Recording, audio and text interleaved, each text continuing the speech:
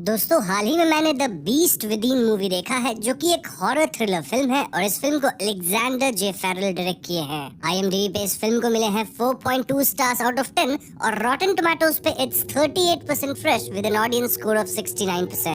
तो फिल्म की शुरुआत में हमें एक कोट दिखाया जाता है which was there are two wolves inside all of us and they are always at war। Then scene change होके एक लेडी पे फोकस करती है जो कि जंगल में किसी विलियम नामक इंसान को ढूंढ रही थी। तभी एकदम से वो कुछ तो भयावह देखती है और अगले सीन में हम इस लेडी को काफी जख्मी और मृत हालत में देखते हैं। देन एक अजीब सा क्रीचर लेडी को चीर फाड़ रहा होता है और हम व्यूअर्स को एक रेड फुल मून दिखाया जाता है। यहाँ से कहानी प्रेजेंट टाइम में आती है जहाँ हम एक फैमिली को देखते हैं। ये फैमिली शहर और गांव वगैरह से दूर एक जंगल में रह रही होती है which was very odd। परिवार में हस्बैंड और वाइफ है जहाँ हस्बैंड का नाम है नोआ और वाइफ का नाम है इमोजन। इनकी एक 10 साल की बेटी भी है जिसका नाम है विलो और इन तीनों के साथ इमोजन के पिता भी अक्सर यहाँ रहने आते हैं जिनका नाम है वेलन। अब हम व्यूअर्स को चीजें विलो के पर्सपेक्टिव से दिखाई जाती है जहाँ विलो नोटिस करने लगी थी कि हर कुछ दिन पे उसकी माँ इमोजन और उसके ग्रैंडपा वेलन नोआ को कहीं तो वुड्स में ले जाते थे। ये यूजुअली फुल मून नाइट से पहले होता था और नोआ के साथ एक फार्म एनिमल को भी ले जाया जाता था लाइक अ पिग और शीप, और जिस फार्म एनिमल को ले जाया जाता था वो हमेशा के लिए गायब हो जाता था।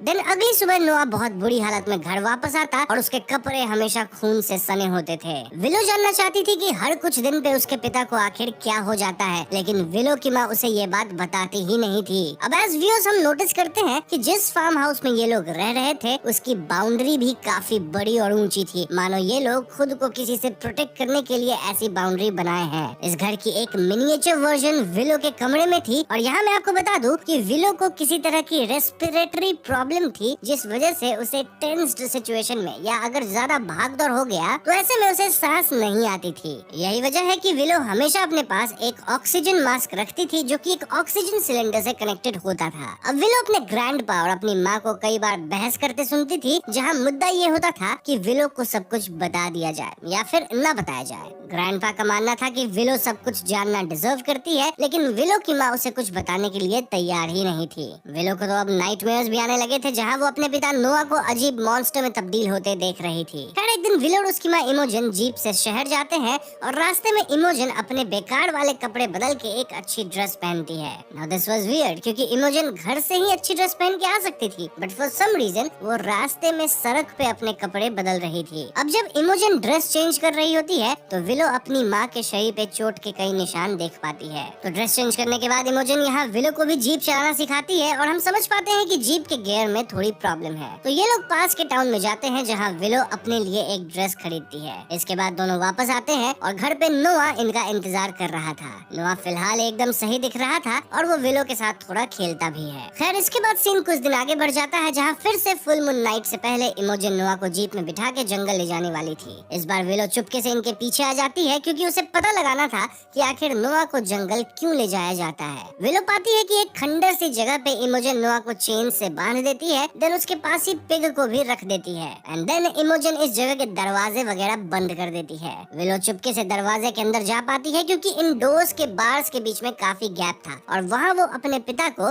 एक वेयरवुल्फ में ट्रांसफॉर्म होते देखती है। जी हाँ दोस्तों, विलो के लिए ये दृश्य भयावह था जिससे वो काफी घबरा जाती है और वो सांस न ले पाने के कारण बेहोश भी हो जाती है। एन वक्त पे इमोजन अंदर आती है और वो विलो को इस जगह से भगा ले जाती है। देन वो विलो को ऑक्सीजन वगैरह लगाती है जिसके बाद ही विलो को होश आता है। So finally the secret was out, यानी विलो को पता लग चुका था कि उसके पिता एक वेयरवुल्फ है जो कि महीने में एक बार और वीकेंड से हर फुल मून नाइट को ट्रांसफॉर्म होते हैं। यही वजह है कि ये फैमिली जंगल के बीचों बीच दूसरे इंसानों से दूर रहती है। विलो उस पूरे एक्सपीरियंस से काफी डर गई थी और ग्रैंडपा वेलन ही उसे शांत कर पा रहे थे। ग्रैंडपा वेलन से विलो की ये हालत देखी नहीं जाती और इसीलिए एक रात वो घर के अंदर जबरदस्ती आते हैं ताकि वो विलो को यहाँ से दूर कहीं शहर ले जा सके जहाँ वो विलो को अच्छी जिंदगी दे सके। अब वेलन के ऐसा करने से घर का माहौल काफी टेंस्ड हो गया था जहाँ इमोजन और नोआ नहीं चाहते थे कि विलो जाए, वहीं वेलन और विलो खुद भी चाहती थी कि वो इस जगह पे न रहे। एट वन पॉइंट इमोजन अपने पिता पे ही चिल्लाती है, यानी कि वेलन पे, और उन्हें यहाँ से जाने को कह देती है। इनफैक्ट माँ होने के नाते इमोजन डिसाइड्स कि विलो यहीं रहेगी और वो विलो को भी डांटती है। इस पूरे टेंस सिचुएशन में वेलन नोआ को थोड़ा पीट भी देते हैं, लेकिन अंततः वो यहाँ से चले जाते हैं। अब अगली सुबह नोआ अपनी बेटी विलो को अपने साथ जंगल में ले जाता है, जहाँ वो काफी कुछ रिवील करता है। नोआ बताता है कि उसका वेयरवुल्फ बनना एक तरह का कर्स है जो कि उसकी फैमिली में चलती आ रही है। नोआ अपने ग्रैंडफादर की कहानी सुनाता है, जिनका नाम विलियम था, और विलियम भी एक वेयरवुल्फ थे। विलियम को एक लड़की से प्यार हुआ, दिन उनकी शादी भी हुई, लेकिन विलियम अपनी वाइफ से ये बात छिपाए थे कि वो एक वेयरवुल्फ है। और फुल मून नाइट से पहले विलियम अपनी पत्नी को बिना बताए दूर कहीं जंगल में चले जाते थे, और इससे विलियम की पत्नी काफी परेशान होती थी।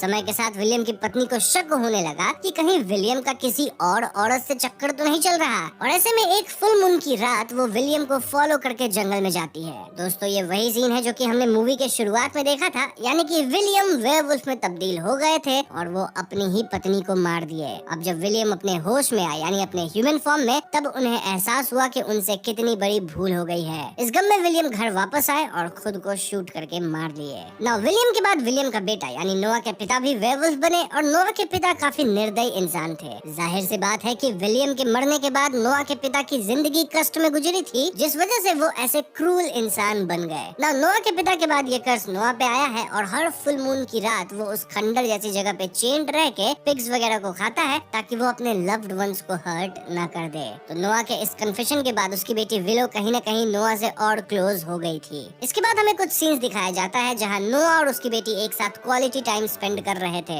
नोआ अपनी बेटी के साथ बहुत अच्छे से बर्ताव कर रहा था, ही वाज वेरी लविंग, लेकिन एकदम अचानक से उसका मूड बदल जाता है, क्योंकि उसे जीप में इमोजन की वही ड्रेस मिलती है जो कि इमोजन उस दिन सड़क पे चेंज करके पहनी थी। नोआ ना सिर्फ विलो पे चिल्लाता है, उसे हिट करता है हल्का, बल्कि घर आके वो इमोजन पे भी काफी गुस्सा होता है। बेसिकली नोआ को लग रहा था कि इमोजन ड्रेस वगैरह पहन के बाहर गई है, मतलब वो शायद उस पे चीट कर रही है। वहीं इमोजन क्लियरली कहती है कि वो नोआ को कभी नहीं छोड़ेगी, वो उस पे चीट नहीं कर सकती है। No matter what the situation, nothing changes. घर का माहौल काफी गर्म हो गया था और यहाँ से चीजें थोड़ी डिफरेंट दिखने लग गई थी। I mean, अब तक हम व्यूअर्स को ऐसा लग रहा था कि नोआ बस एक विक्टिम है, लेकिन नोआ भी कम टॉक्सिक नहीं था। नोआ बहुत ज्यादा इनसिक्योर था और उसे लग रहा था कि क्योंकि मैं एक वेयरवुल्फ हूँ तो मेरी पत्नी मुझे छोड़ के चली जाएगी, और इसीलिए वो अपनी पत्नी को कंट्रोल करता था, उसे ड्रेस तक नहीं पहनने देता था, बाहर नहीं जाने देता था, और नोआ के कारण ही सब जंगल में रह रहे थे। विलो की बर्थडे आ जाती है, जहाँ ग्रैंडपा वापस आते हैं। ग्रैंडपा विलो को एक पपी गिफ्ट करते हैं, जिससे विलो काफी खुश थी।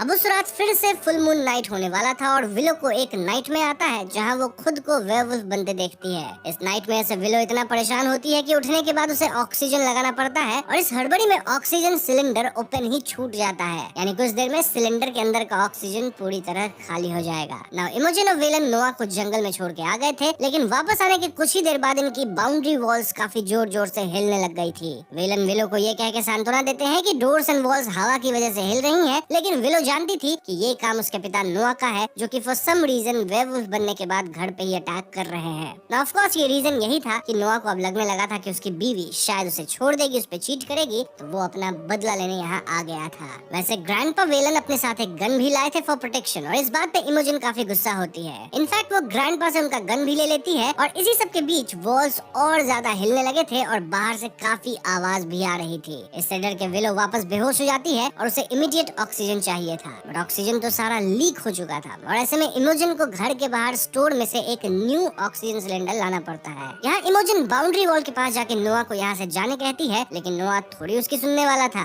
बाय द वे, इस सब के दौरान ग्रैंडपा का गन जो कि इमोजन अपने पास रख ली थी, वो घर के बाहर ही गिर जाता है। खैर, इमोजन ऑक्सीजन सिलेंडर लाके विलो को ऑक्सीजन मास्क लगाती है। मीनवाइल वेलन घर के दरवाजे को प्रोटेक्ट करने जाते हैं, क्योंकि नोआ बाउंड्री वॉल से तो अंदर आ चुका था। यहाँ वेयरवुल्फ नोआ वेलन को ऐसा धक्का मारता है कि वो दीवार पे लगे डियर हॉर्न्स में स्टैब हो जाते हैं। इसके बाद वेयरवुल्फ नोआ उस कमरे में जाता है जहाँ विलो और इमोजन थे, और यहाँ इमोजन विलो के मुंह पे हाथ रख के उसे चिल्लाने से रोकती है। वेयरवुल्फ नोआ पहले तो पप्पी को मारता है, एंड देन जब उसे इमोजन या फिर विलो नहीं मिलती तो यहाँ से निकल लेता है। तो वेयरवुल्फ नोआ के जाते इमोजन विलो को जीप में बिठा देती है, सेइंग कि कुछ भी गड़बड़ हो तो जीप चला के भाग जाना। वहीं इमोजन खुद अपने जख्मी पिता को भी बचाने लग जाती है, और ये लोग किसी तरह घर के बाहर आते हैं, एंड देन तीनों जीप में भागने की कोशिश करते हैं, बट ऐन वक्त पे जीप का गियर वापस फंस जाता है और इनके पास नोआ से दूर भाग पाने का वक्त नहीं था। इसलिए ग्रैंडपा वेलन नोआ से भिड़ जाते हैं, यानी काइंड ऑफ खुद को सैक्रिफाइस करते हैं ताकि इमोजन और विलो जंगल में भाग सके। सके। ना इमोजन और विलो जंगल में भागते तो है, लेकिन जल्द ही नोआ इन तक पहुंच गया था। वो विलो को उठाकर उसी खंडहर में ले जाता है और इमोजन नोआ का पीछा करते वहां पहुंचती है। इमोजन काफी प्यार से वेयरवुल्फ नोआ को मनाने की कोशिश करती है कि please try to listen to us, हम तुमसे प्यार करते हैं, तुम्हारे अंदर नोआ है और उसे अपने परिवार को हर्ट नहीं करना है, हम तुम्हें कभी छोड़ के नहीं जाएंगे, हम तुम पे चीट नहीं करेंगे, वगैरह वगैरह। कहीं न कहीं वेयरवुल्फ नोआ ये सब सुन के थोड़ा काम डाउन हो रहा था, लेकिन एकदम से नोआ को एक फ्लैशबैक याद आती है। इस फ्लैशबैक में नोआ, इमोजन और विलो काफी अच्छा टाइम स्पेंड कर रहे थे, जब अचानक इमोजन नोआ से कहती है कि जब तुम ऐसे नॉर्मल रहते हो ना तो मुझे बहुत पसंद आते हो। ना ये तो अच्छी बात है,